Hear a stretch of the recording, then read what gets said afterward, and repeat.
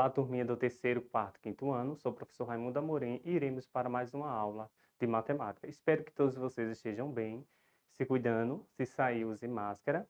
E qual será o tema da nossa aula de hoje? O tema da nossa aula de hoje será a adição no dia a dia. Será que vocês já ouviram falar um pouquinho sobre a adição?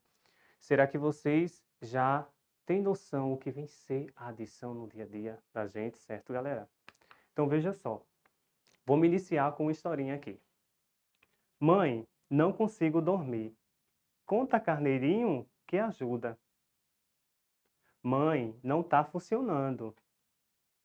Leonardo, se eu for aí e você estiver contando coelhinho de novo, veja, será que vocês já usaram essa terapia na casa de vocês quando o sono não está aí?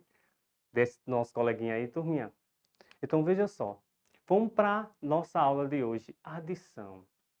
Mas o que vem ser adição? A adição é uma das principais operações matemáticas. Ela está associada à ideia de juntar ou agrupar elementos de conjuntos. E ela é representada pelo sinal indicativo de mais.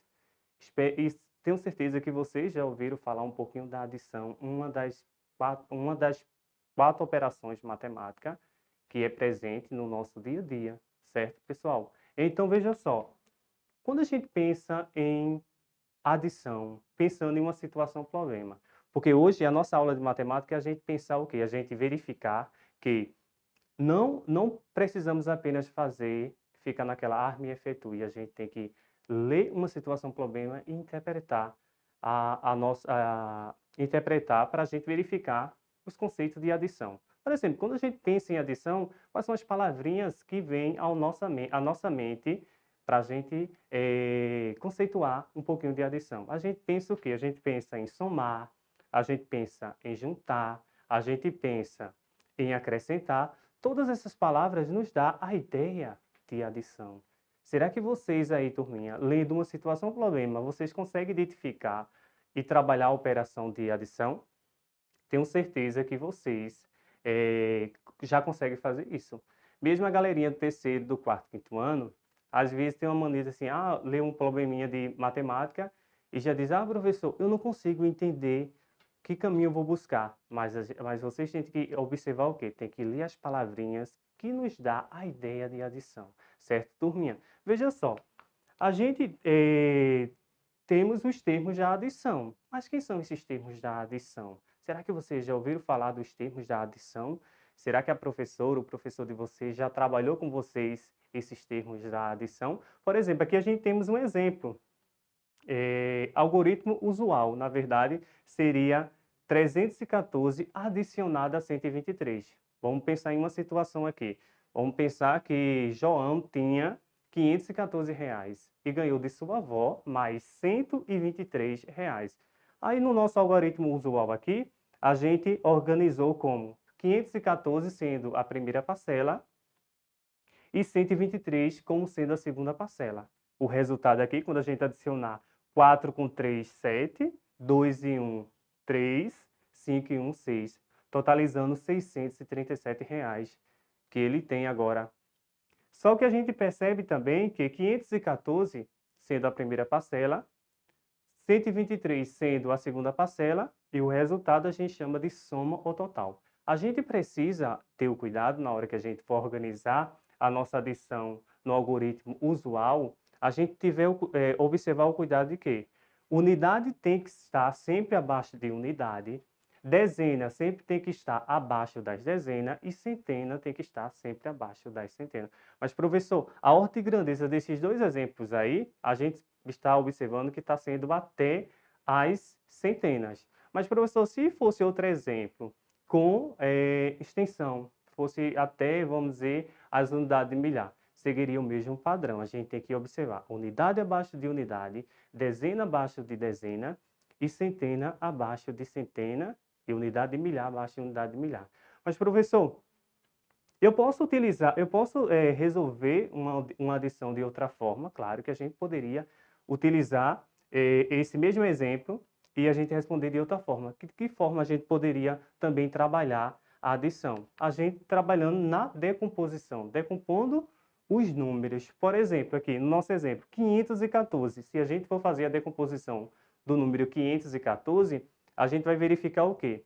514 seria 5 centenas, seria uma dezena e seria 4 unidades. E quando a gente organizasse na decomposição, a gente verificaria o quê? Seria 500 mais 10 mais 4. O número 123, a gente pensaria sendo de que forma? Uma centena, duas dezenas e 3 unidades. Quando a gente organizar na forma de decomposição também, seria o quê? 100 mais 20 mais 3.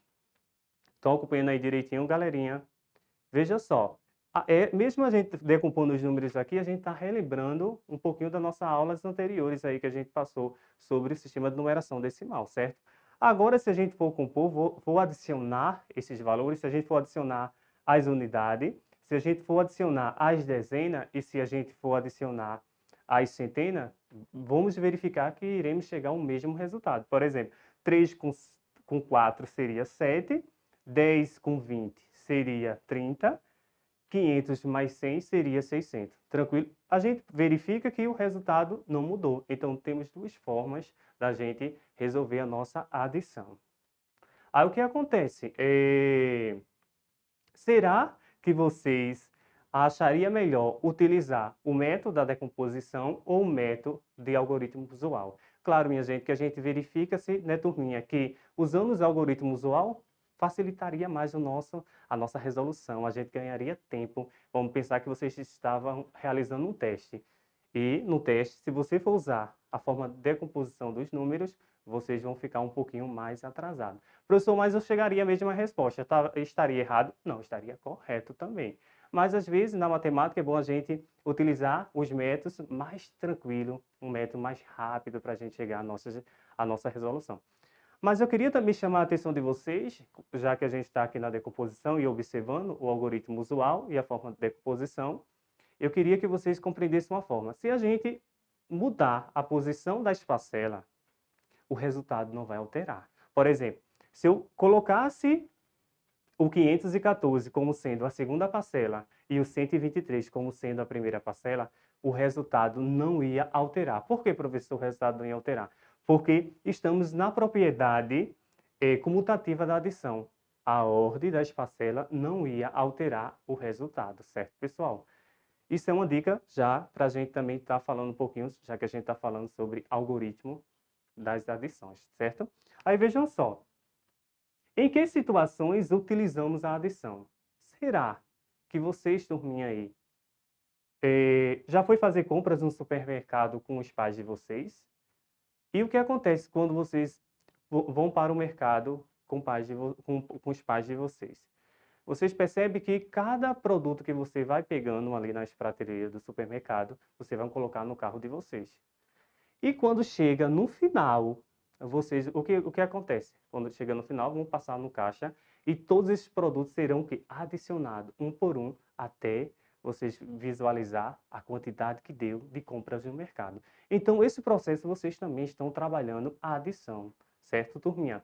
Vejam só, professor, e se fosse também a ideia de poupança? Quem em casa não já guardou as moedinhas, principalmente as moedinhas de R$ 1, e foi colocando no seu cofrinho ali, era ganhando umas moedinhas da sua tia, do seu pai, da sua mãe, e fez o quê? E deixou lá no seu cofrinho ali, na sua poupança, da sua casa ali. E o que é que acontece no final? Eu preciso saber quantos reais eu tenho daquele cofrinho. Então eu vou adicionar todos esses valores, todas essas moedas, até eu chegar no meu valor principal. Então, galerinha, espero que vocês tenham gostado da nossa aula de hoje. Hoje a gente falou um pouquinho sobre adição. Teremos mais dessa aula por diante, a gente vai trabalhar mais. Quem não se inscreveu no canal, se inscreva no canal Aula em Casa, realizado pela Prefeitura Municipal de Limoeiro, e deixe um joinha lá no nosso vídeo. Espero vocês na próxima.